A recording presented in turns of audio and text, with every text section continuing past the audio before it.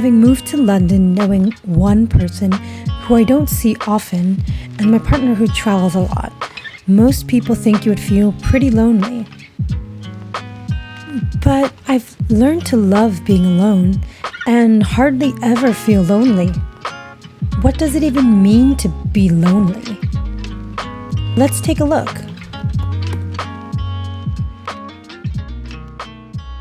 Sad because one has no friends or company. Why does that definition make me feel so bad about myself? It's time to change that perception because being alone is really not that bad. By the way, I want to quickly introduce myself.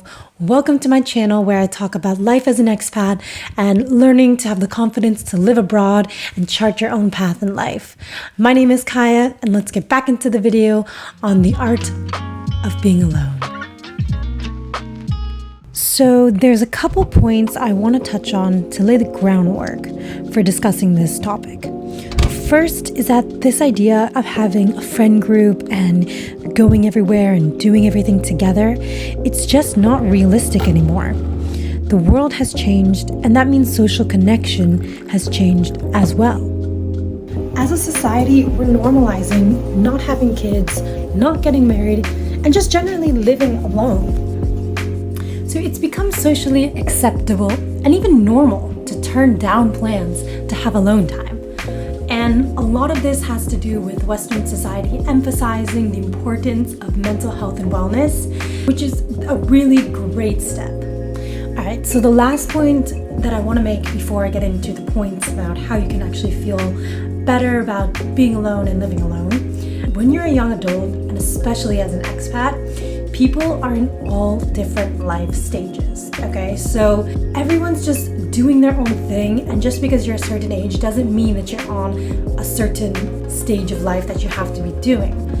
And that just really goes to show that we're all on our own path, doing our own thing, and most likely our lives won't match up with our friends' lives. So, meaning you get to decide where you live, how you live, and ultimately learn how to make decisions in your life alone, because no one else is going to be doing the same thing as you. You can do your own thing, and they'll be doing their own thing. All right, so now that we know that it's totally fine to be alone, do your own thing, let's now just talk about things that you can actually do during your alone time to make yourself feel good and not feel like you're the only one that's alone in this whole world.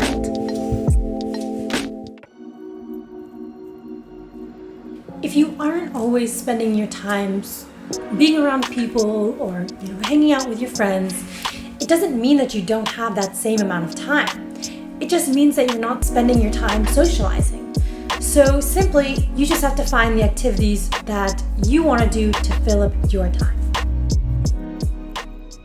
All right, so the first thing that I want to suggest if you're feeling a little bit lonely and you want to, make some friends and have some social connection is to join a sports team. And the reason being is that one, it gets you out of your own home and into the world where other people are. And second is that it's a really great way to combine socializing with physical activity, which is always healthy and kind of rejuvenates you. And third is that it's a perfect space where you do have that social activity, but you also have the goal of, winning or, progressing in your athletic ability. So it's kind of not so much pressure on you making friends. It's more of, a plus that you happen to have the ability to make connection and see these people over and over again every week, but without the pressure of, you're here to make friends.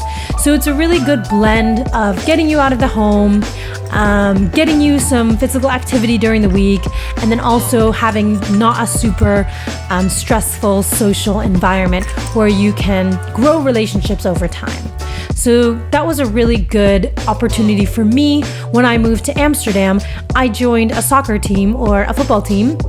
And that was a great way for me to meet some new people. I would see them every week. We would have a game, we would have practice, and I really got to build some relationships over time.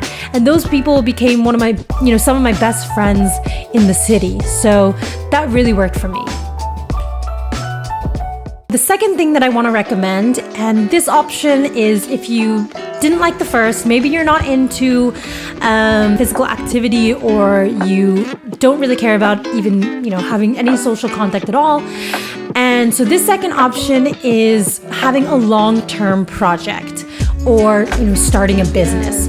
And that's what I did. So I started Anywear, which is my sweatshirt / t-shirt, streetwear brand. I've been working on it for a few years now, and that really takes up a lot of my time. So, on the weekends or after work, I will come home and I'll be really focused on thinking of new designs, or making those designs, or updating my website.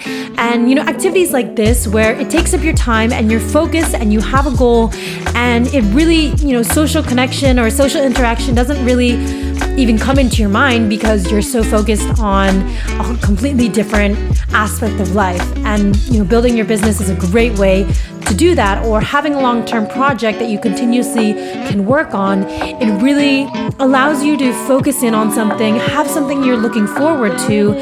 Takes up, a lot of time, and you also feel like you're progressing and working towards something. So it's a really rewarding feeling to have. And all of this doesn't require social interaction or friends to do this. That's a really good option for you if you are less socially inclined and you just want to fill up your time in a productive way. I would start a long-term project or start a small business. All right, so the third and final suggestion that I have for you is to go on solo dates. And that just means basically spending time intentionally by yourself. Why that's so great is because, one, you get to plan exactly what you want to do. You don't need to listen to other people's preferences or accommodate different schedules or anything like that. You plan the day, from thing to thing, maybe 2 things, maybe 1 thing, maybe 3 things. And then you get to just do that by yourself. So the other day, I scheduled a solo date for myself, and it started off with going to a Moleskine store and buying a journal, and then going to a matcha store, getting a matcha latte, sitting there journaling, and then, seeing where the rest of the day leads me. Either I go home or I find something else to do. So that was the plan. And I go out to the Moleskine store. It's raining. So already that was a little bit like, oh, okay, a little damper on my plans. But I get to the store and I wanted a type of journal and they didn't have it. Or actually, I think they did have it, but it was like 20 pounds. And I was like, no, I just don't want to spend that much money today. So already the plan was like, oh, okay, it's a little bit different than I had hoped. No problem. I decided to buy a cheaper journal on sale.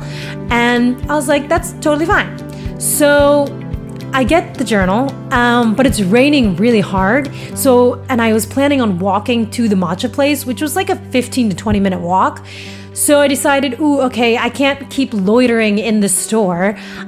So I change plans and I go next door and get a pastry.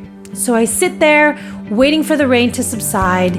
And eventually I'm like, okay, it's raining a little bit less, but I gotta continue on my day. I continue walking kind of in the rain and it starts to clear up, which I'm really happy about. I dip into a skincare store because I see it on the way and I'm like, I have no one else, telling me what to do today. Let's go browse the store. And I take, a good long amount of time. No one is pressuring me to leave. No one is, waiting for me to get on with the next activity. I appreciate that I can just, take that little detour.